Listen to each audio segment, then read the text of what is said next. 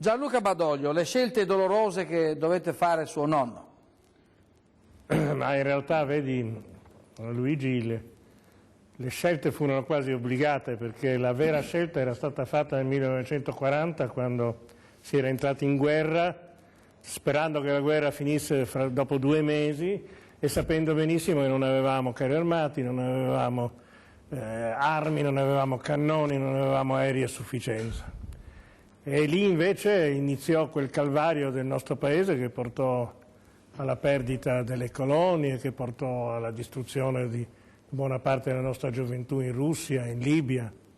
E alla fine, quando ormai per noi era tutto finito, qualcuno doveva pur prendere in mano il bastone che rimaneva e tentare di fare qualcosa, e quel qualcuno fu purtroppo mio nonno, quando a fine di luglio del 1943 dovette diventare capo del governo e aveva 3 piccoli problemini da risolvere: doveva fare la pace con gli alleati, con gli anglo-americani, doveva sciogliere il fascismo e soprattutto doveva staccarsi dai tedeschi. Erano 3 problemini che erano un po' difficili da affrontare. Io ricordo sempre, parlando di questo, una frase che disse Montanelli. Mio nonno era un militare, non era un politico, e certamente commise degli errori quando fece il politico.